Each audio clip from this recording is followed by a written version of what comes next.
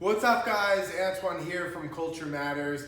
I hope everyone's having an awesome day and you guys are really enjoying the day out there.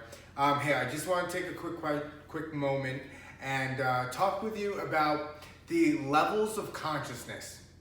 And a lot of what we say and what we relate to have to do with this chart that's behind me. So this is the chart that was formed by Dr. David R. Hawkin in his book Power vs. Force and all of his academic studies on this. And if you're not familiar with the background of his studies, it links kinesiology and the study of the body's natural reaction and natural consciousness. They've done a study where they were able to measure the body unconsciously knew and was able to show a response to artificial and genetically, GMOs and artificial sugar, and the body knew what was bad for it and what was good for it by showing a strong or negative correlation on the test, as well as mentally in your mind. They were able to reproduce strong and weak correlations between, positive and negative stimulation in the brain. They had Hitler. I'll give you a synopsis. They said to take the picture of Hitler and hold it in your brain, and they did a test where you push up against something and it measures the force that's pushing up against it. And throughout the tests and different people that were tests on this, they were able to diagnose people weaknesses within the body when you would focus on negative emotional attachments, things that had negative emotions attached to them. So this is the list of consciousness levels. Now, as humanity, we bop in and out of this consciousness level list, and this is a list from a numerical point of view of what we go through in our brains and in our minds when we're growing through life. So I wanted to explain this to you, and so the book Power vs. Force, they bring light to the fact that everything under the 200 level is considered force energy, and everything above the 200 level is power energy. And leadership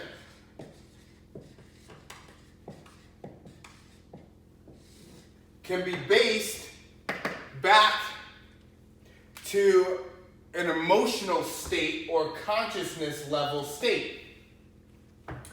And he preaches that as leaderships, we must lead from a position of power and not a position of force.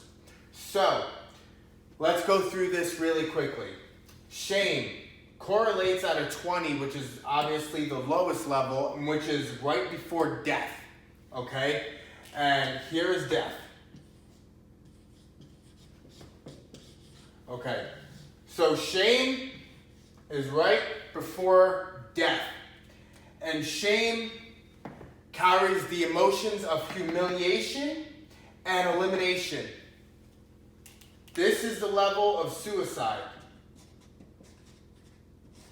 When you're contemplating taking your own life, this is the level of consciousness state that it is explained that you are at. Now, when you get a little bit further above this level, I'll take this, above this level, throw that over there, humiliation, elimination creates suicide. When you jump up to a level 30, you no longer experience shame, but your guilt, and you're guilt-driven, which is blame of yourself and obviously destruction. You're going to exhibit a lot of destructive behaviors. You're going to have a lot of emotional outbursts at this level. It's going to be like a roller coaster of just chaos, basically, emotionally and internally. Once we level up from that level of consciousness, we come to apathy. Now, apathy is hopelessness and despair. This is the level of homelessness.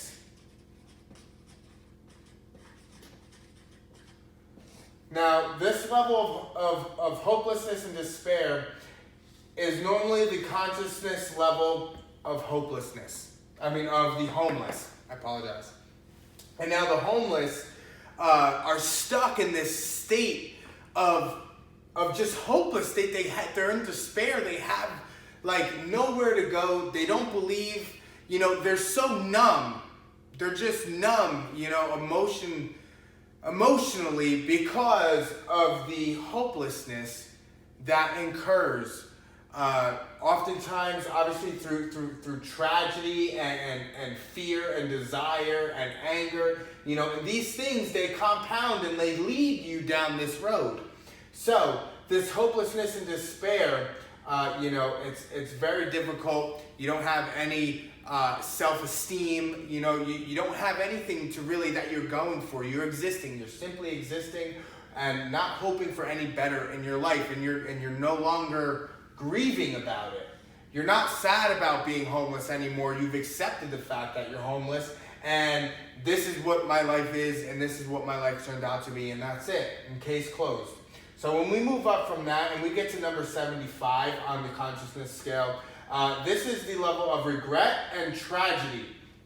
Now, a lot of us have done things in our lives that we regret, sure. However, this is the level of grief and regret, when you lose a loved one, can shoot you down the spiral to grief for a certain amount of time until you come back up to one of your levels of consciousness that you normally operate at.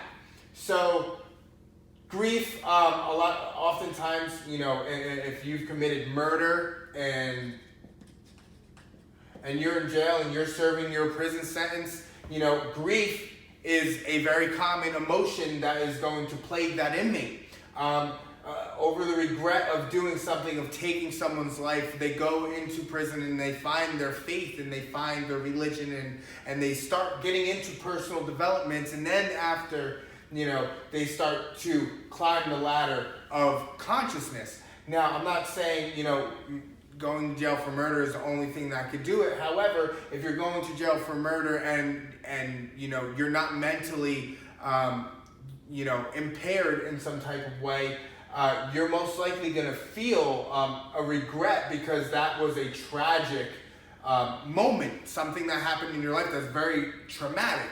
So mental health issues aside, someone with a normal mental capacities or without mental health issues, and they can feel the sense of empathy, or is going to feel regret for that action. So moving up from grief is fear. Now, fear has really excelled humanity. Okay, fear excelled humanity to a point where industries have been created on fear. So the fear what's the pharmaceutical company? Fear of getting sick, fear of dying, fear of, something really bad happening to you. So fear operates out of anxiety and withdrawal. And this is a level of a lot of drug addicts. Okay? A lot of drug addicts, they fear what the future brings. They fear certain things in life.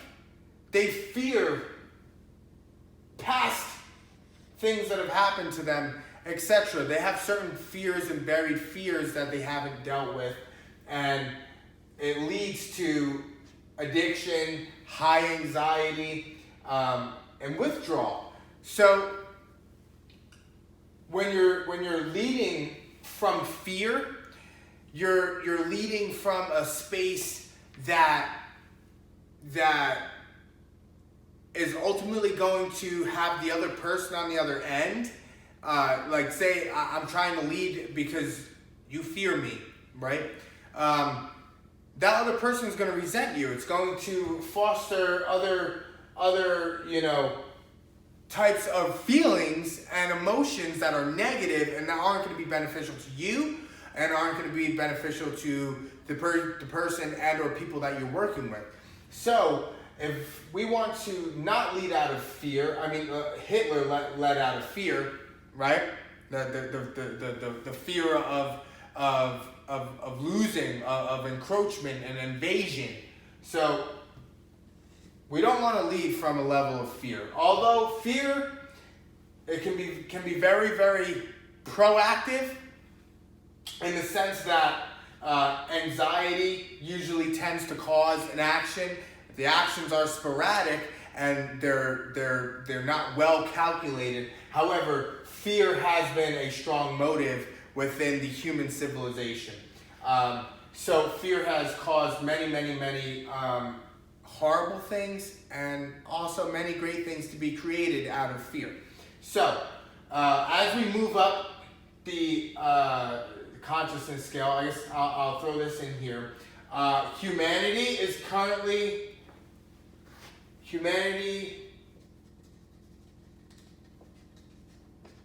is at 204 currently. We are at a 204 level currently as humanity. We recently made that jump within the 21st century with the technology that we have available to us. So let's keep going. 125 is desire, which is disappointment. The disappointment within yourself.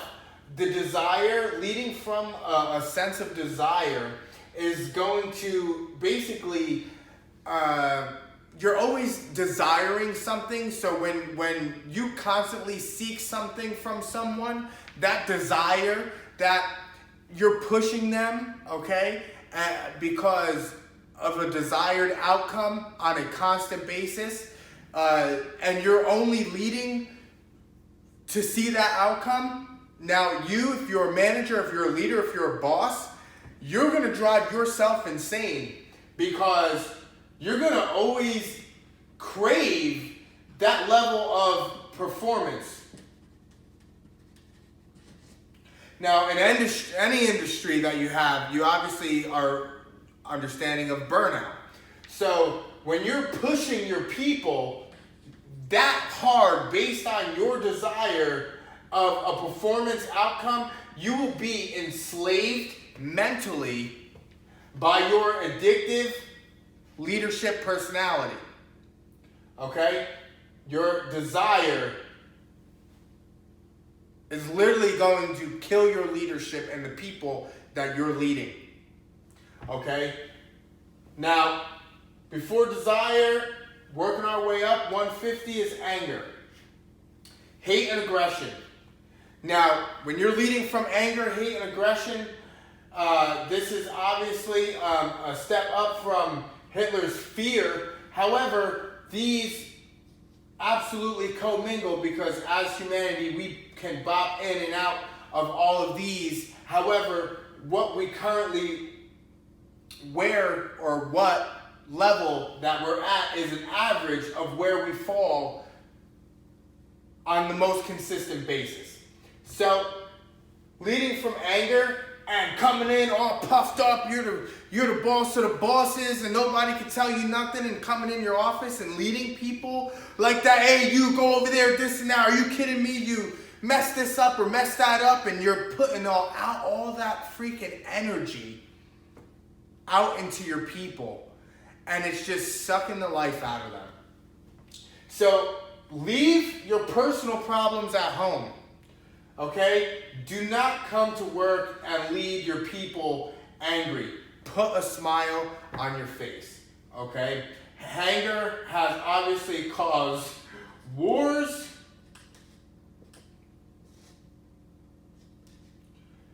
jealousy. Okay? Anger. Leave that at home. Now, a lot of people can relate to this. Pride, correlating at a 175, which is scorn and inflation. Now, scorn and inflation and pride. Do you know what drove Alexander the Great to conquer most of the known world at the time of his death? Pride. Pride is a powerful, powerful emotion. Pride will literally move mountains. Pride.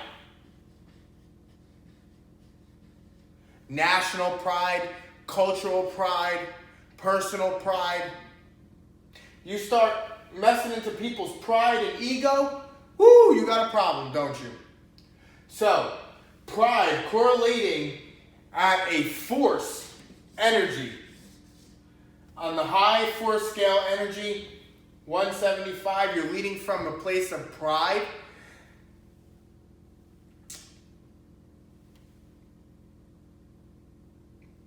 Having pride is good if you can remove the I. Okay? Remove the I from pride. Because it's not about you and it's not about the individual, it's about the collective. And by taking the I out of pride and having that belief and purpose in the collective is what will bring your people above the force line and into the line of courage.